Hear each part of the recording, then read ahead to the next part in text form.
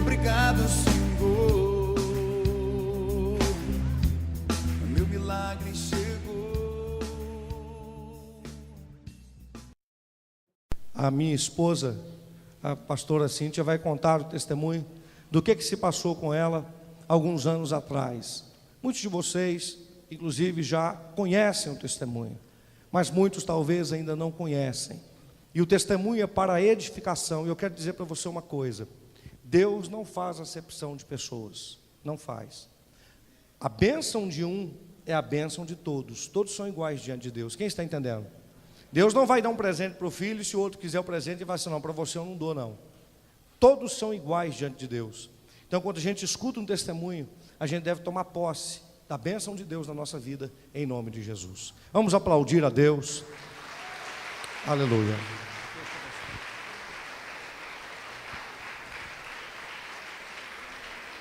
Amém, glória a Deus. A todo o povo de Deus, boa noite. Paz seja convosco.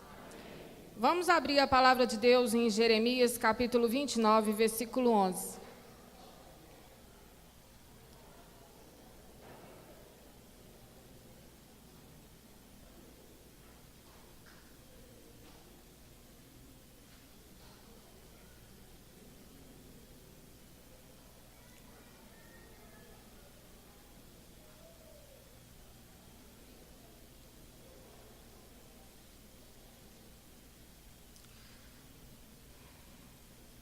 Só eu conheço os planos que tenho para vocês: prosperidade e não desgraça, e um futuro cheio de esperança. Sou eu, o Senhor, quem está falando. Amém? Podeis assentar, amém?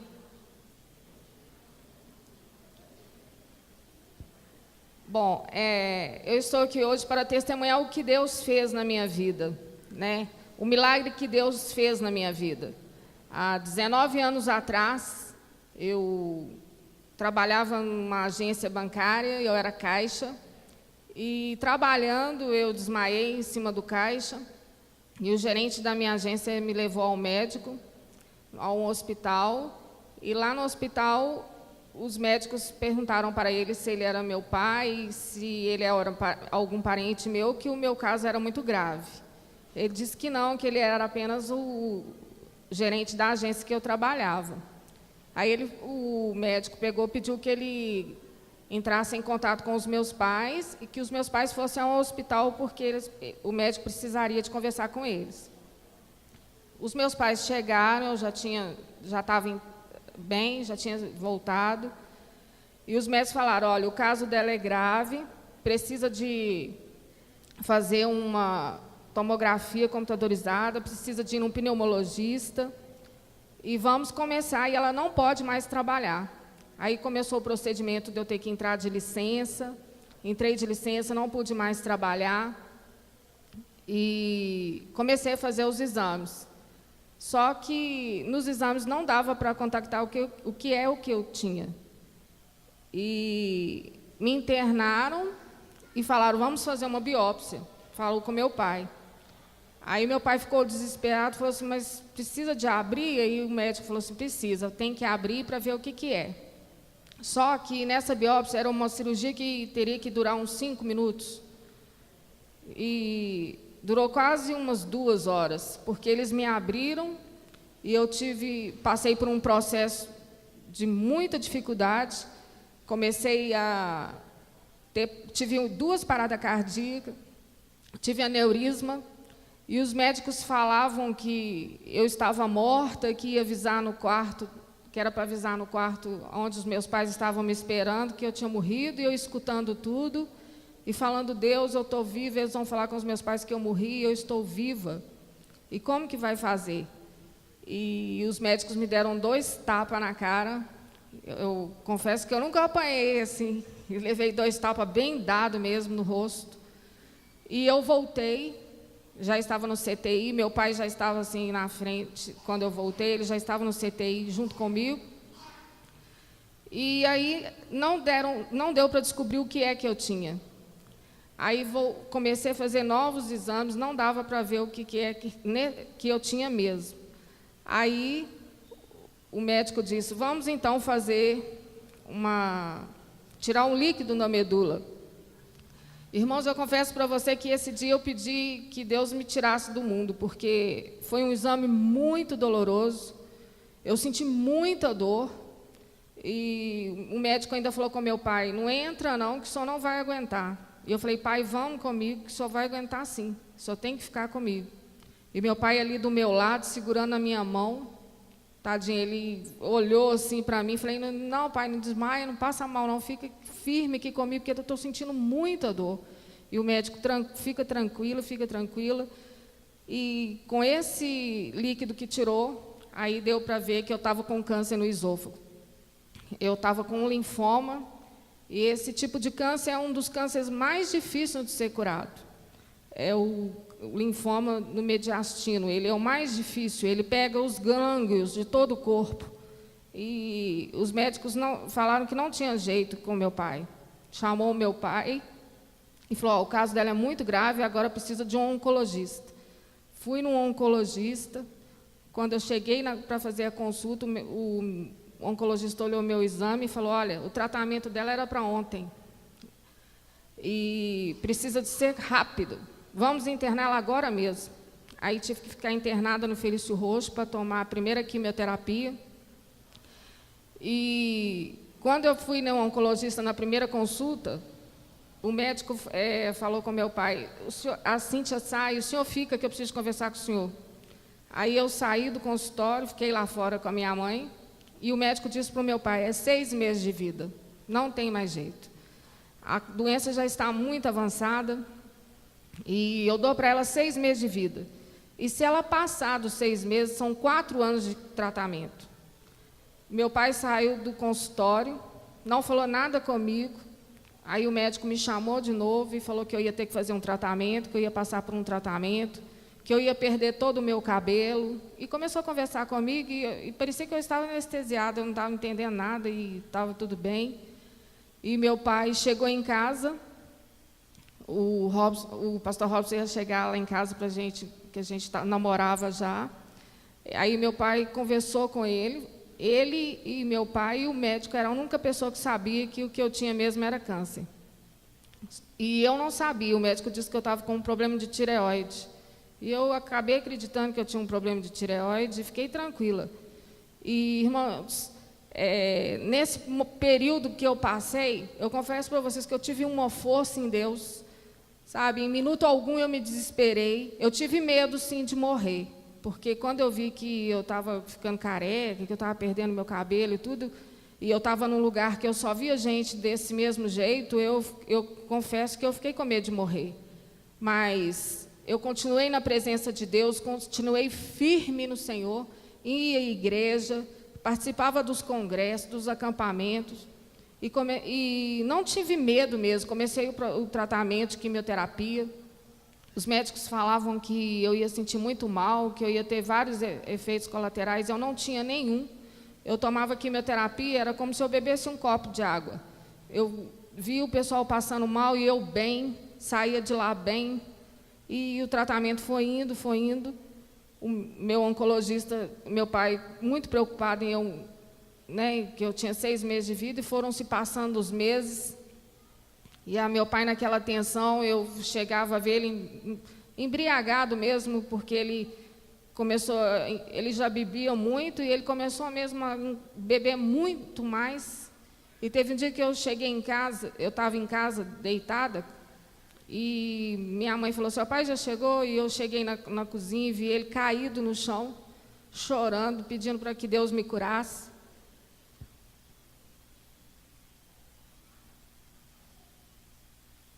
E foi difícil eu ver o meu pai daquele jeito.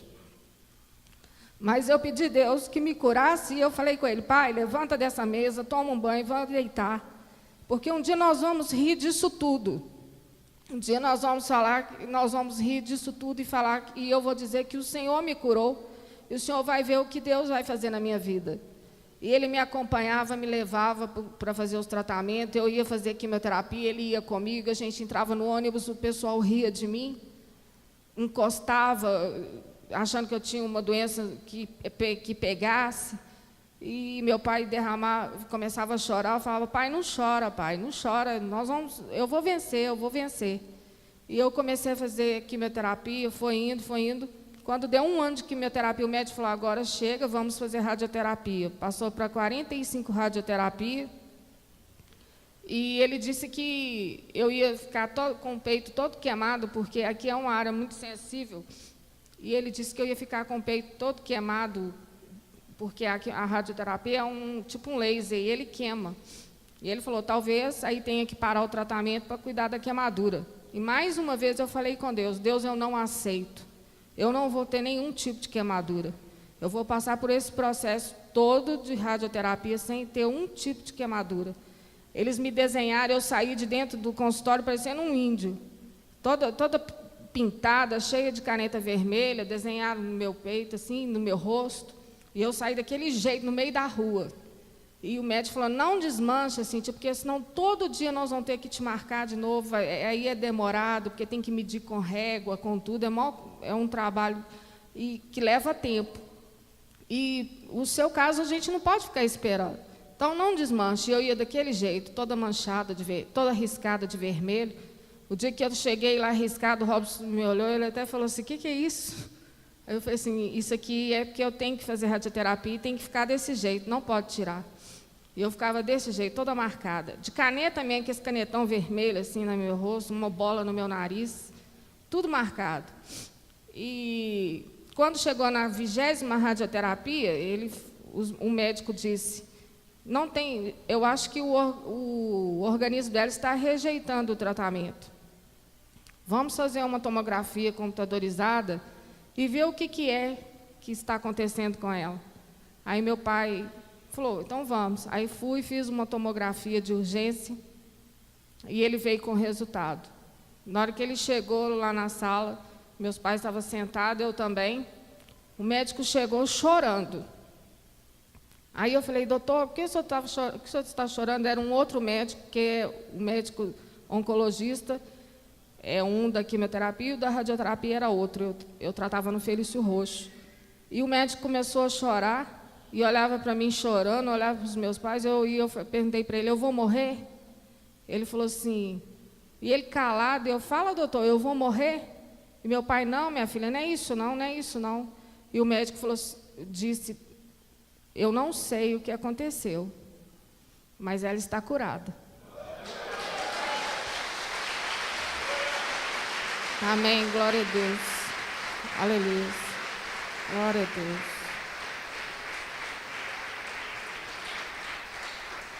E o médico disse para o meu pai, falou assim,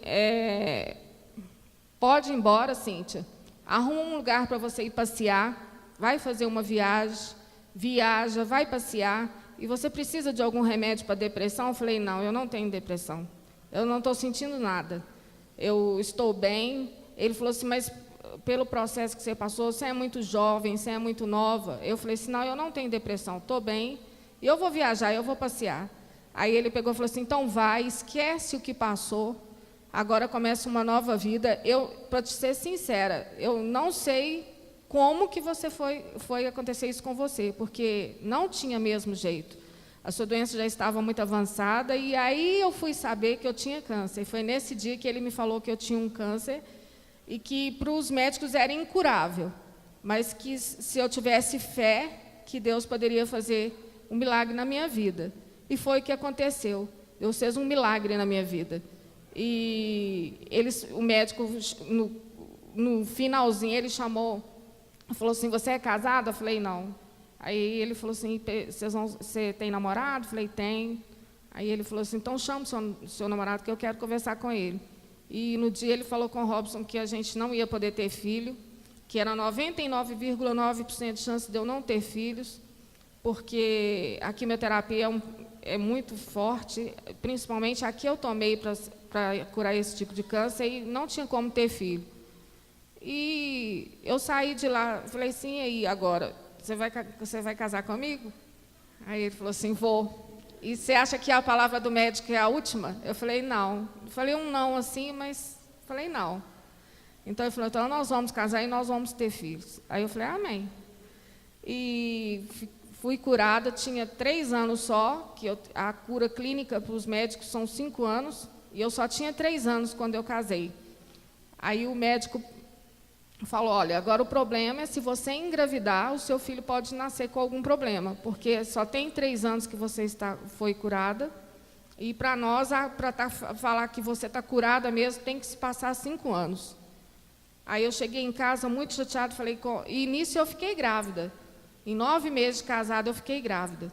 Fui no meu oncologista, falei, doutor, está acontecendo alguma coisa comigo? Ele falou, o quê? Eu falei, não sei, minha barriga está crescendo, será que eu estou com algum problema? Ele falou, Cíntia, ele é muito brincalhão, ele falou, vai para o ginecologista. Falou bem assim comigo. Eu fui ao ginecologista e o ginecologista falou comigo, você está grávida, simplesmente você está grávida. Voltei lá e falei, eu estou grávida. Aí ele chorou muito, ficou muito alegre, muito feliz, falou assim, menina, Deus gosta muito de você mesmo. E eu estava grávida, e eu cheguei em casa e falei com o Robson que o nosso neném podia nascer com um problema, e ele falou assim, não vai nascer. Você tem fé? Eu falei, tenho. Aí ele falou assim, pôs a mão na minha barriga, abençoou, e hoje está aí o Natan, né, que eu coloquei o nome dele de Natan, porque significa um presente de Deus. Foi um presente que Deus me deu. Porque, para quem não podia ter nenhum filho, eu tive um, então já estava muito bom. Só que passou os anos, eu peguei e falei com o Robson assim, ué, já que eu tenho um, vamos tentar mais um? Ué. Aí eu falei com o médico que eu queria engravidar de novo, ele falou assim, fica só, deve ser só esse, fica só com esse. Eu falei, não, eu vou tentar, eu acho que eu vou ter mais um. E eu tive gêmeos. Aí veio mais 2, aí foi muito bom. Aí levei os meninos no consultório para ele conhecer, ele ficou muito feliz. E até hoje eu faço controle, que eu tenho que fazer 1 vez por ano, eu tenho que ir ao médico, fazer todos os exames. E toda vez que eu vou, ele fala, que o Robson, a gente vai, ele fala, é um milagre, essa moça é um milagre. E pergunta como que eu estou e tudo, e graças a Deus, tem 19 anos, eu faço todos os exames, eu não tenho mais nada. Eu estou curada, no nome de Jesus. Amém, glória a Deus. Aleluia. E nesse momento, é isso que eu queria falar para vocês, que algum de vocês pode estar passando por uma luta, pode estar com alguma enfermidade, às vezes tem um parente, um ente querido com algum problema desse, e eu falo com vocês, confiem em Deus, tenham fé, porque a fé é tudo. Na minha primeira consulta, o médico me perguntou, você tem fé? Eu falei, tenho. Então, eu creio que a minha fé me curou. Deus me curou. E eu creio que o Senhor fez maravilhas na minha vida, está fazendo e vai continuar fazendo. E creio que nas suas vidas também, o Senhor vai continuar abençoando, vai estar abençoando no nome de Jesus, e que tudo aquilo que não provém dele, ele vai arrancar das suas vidas. Eu creio que o mesmo que ele fez na minha vida, ele pode fazer na vida de vocês. Igual o pastor Robson falou, a gente não tem diferença. Todos nós somos filhos de Deus. E o Senhor, ele não escolhe, ele não faz acepção de pessoas. Amém? E Deus abençoe vocês. Amém? Eu não tenho palavras, eu não tenho palavras. O que aconteceu? Meu milagre chegou, meu milagre chegou.